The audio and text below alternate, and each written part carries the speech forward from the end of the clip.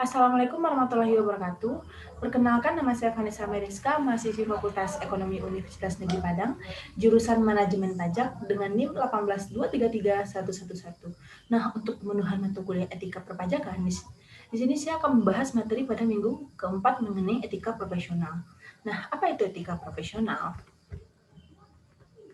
Nah, etika profesional yang kita ketahui apa saja, dan tentunya teman-teman juga udah pernah mendengar apa itu etika profesional. Nah, kita masuk kepada materi yang pertama, yaitu etika profesi. Etika profesi adalah sebuah panduan profesionalisme dalam dunia kerja. Nah, etika profesi ini tidak hanya berlaku bagi satu profesi, tetapi juga untuk seluruh profesi pada umumnya. Nah, dalam profesi tentu terdapat berbagai pandangan atau aturan khusus yang berada di dalam profesi tersebut. Nah, sebagai profesionalisme di dunia perkantoran atau di dunia kerja, nah kita harus selalu mengingat etika yang pantas agar dapat menjalin hubungan baik dengan seluruh anggota organisasi di tempat kita bekerja. Nah, selanjutnya yaitu etika kepegawaian. Nah, apa itu etika kepegawaian? Etika kepegawaian adalah sebagian pedoman-pedoman atau aturan-aturan yang telah disepakati bersama secara musyawarah dan mufakat oleh para anggota kelompok profesi untuk ditaati, dihormati, dan dipraktikkan oleh pegawainya dengan penuh kesadaran dan tanggung jawab. Nah, itulah pengertian dari etika kepegawaian. Nah, di sini juga ada syarat-syarat pegawai. Menurut Emartono dalam bukunya yaitu Etika Komunikasi Kantor, beliau mengatakan bahwa syarat-syarat pegawai itu ada 5. Yang pertama yaitu sifat lahiriah, di mana seorang pegawai harus memiliki sifat tersebut. Yang kedua yaitu sehat jasmani dan rohani. Tentunya kesehatan jasmani dan rohani sangatlah penting untuk menjadi seorang pegawai. Itu merupakan syarat yang harus dimiliki oleh seorang pegawai. Nah, yang ketiga yaitu mampu berkomunikasi. Nah, ini juga merupakan syaratnya. Kenapa? Karena apabila kita tidak mampu berkomunikasi dengan baik, bagaimana cara kita untuk berinteraksi dengan lingkungan sekitar? Nah, yang keempat yaitu sifat yang bertalian dengan pekerjaan. Maksudnya itu kita harus memiliki pemikiran yang sesuai dengan yang mengarah kepada dunia pekerjaan kita dan tidak melenceng ke sana kemari. Tentunya ya seperti itu. Yang kelima yaitu sifat yang berkaitan dengan pribadi. Nah, selanjutnya yaitu sikap dan perilaku yang harus dijalankan oleh seorang pegawai. Apa saja sikapnya? Yang pertama yaitu jujur dalam bertindak dan bersikap. Nah, ini sikap yang harus dimiliki oleh seorang pegawai. Seorang pegawai itu harus memiliki sifat jujur dalam bertindak dan bersikap. Yang kedua, yaitu rajin, tepat waktu, dan tidak pemalas. Karena apabila seorang pegawai itu tidak rajin, dia sering terlambat, dia pemalas, maka pekerjaan di kantor akan keteteran dan tidak akan pernah beres. Nah, yang ketiga yaitu selalu murah senyum.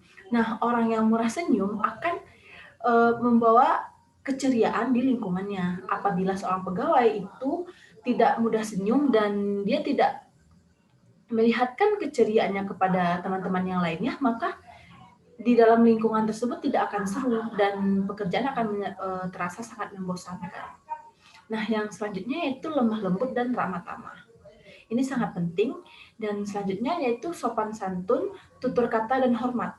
Nah, kita harus memiliki sikap yang sopan santun. Dimanapun kita berada, sikap ini harus kita miliki. Karena apabila kita tidak sopan dan kita tidak hormat kepada orang, dan maka kita akan diperlakukan seperti hal yang sama. Nah, sopan santun itu sangat penting kepada orang, kepada siapapun, tidak pilih kepada apapun, dan itu ada aturan-aturan yang mengaturnya. Nah, selanjutnya itu simpatik, bertanggung jawab, dan suka menolong. Nah, selanjutnya kita masuk kepada materi yang selanjutnya, yaitu hak intelektual, pengetahuan, dan keterampilan. Nah, objek intelektual itu apa? Nah, objeknya itu merupakan kecerdasan daya pikir atau produk pemikiran manusia. Nah, itu merupakan objek dari intelektual. Nah, prinsip dari intelektual pengetahuan dan keterampilan yang pertama yaitu prinsip ekonomi, yaitu memiliki manfaat serta nilai ekonomi yang dapat memberikan keuntungan terhadap pemilik hak cipta. Yang kedua yaitu prinsip kebudayaan, yaitu meningkatkan pengembangan kebudayaan baik dari ilmu pengetahuan maupun aspek lain dan meningkatkan taraf kehidupan bagi masyarakat. Nah, yang ketiga yaitu prinsip keadilan. Apa itu prinsip keadilan? Yaitu prinsip yang memiliki kekuasaan dalam penggunaan hak terhadap karya cipta miliknya dan tidak dapat dimanfaatkan tanpa izin dari pemilik hak cipta. Maksudnya di sini tidak dapat dipakai oleh sembarangan orang, harus berdasarkan izin dari pemiliknya. Nah, selanjutnya yaitu prinsip sosial. Merupakan suatu kesatuan yang dibuat dengan memikirkan keseimbangan antara kepentingan individu dan juga masyarakat luas. Nah, apa sih contoh kasusnya? Contoh kasusnya yaitu kasus KAP Andersman dan Enron. Nah, kasus KAP Andersman dan Enron ini merupakan terungkap pada saat Enron mendaftarkan kebangkrutannya ke pengadilan pada tanggal 12 Desember tahun 2001. Nah, saat itu terungkapnya terdapat hutang perusahaan yang tidak dilaporkan, yang menyebabkan nilai investasi dan laba yang ditahan berkurang dan jumlahnya yang sama, dalam jumlah yang sama. Nah, sebelum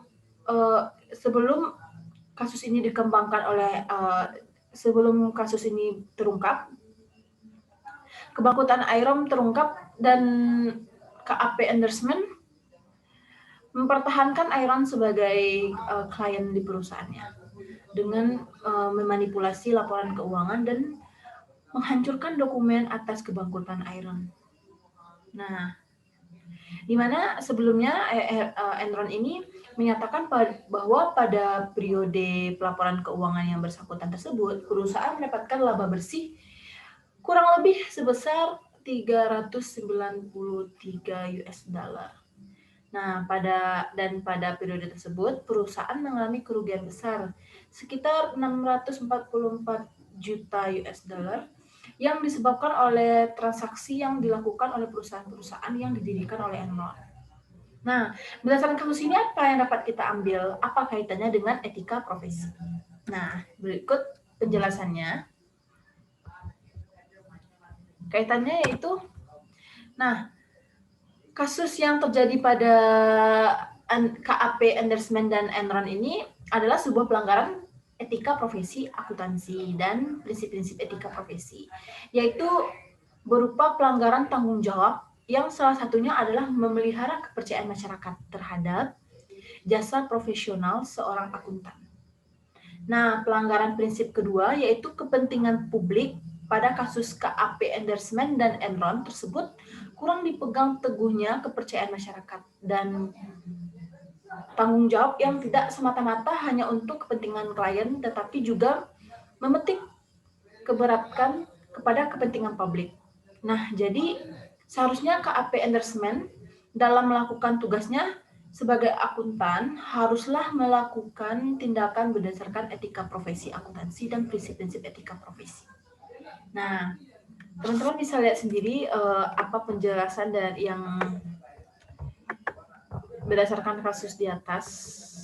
Ini saya akan memperlebarnya.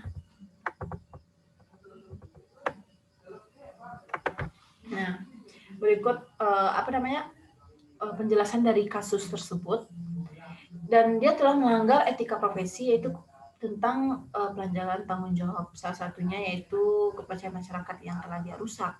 Karena sebelumnya kita sudah membahas apa itu etika profesi. Nah, demikian yang dapat saya sampaikan. Saya mohon maaf jika memiliki kesalahan. Saya akhiri dengan wabillahi taufiq wal hidayah. Assalamualaikum warahmatullahi wabarakatuh.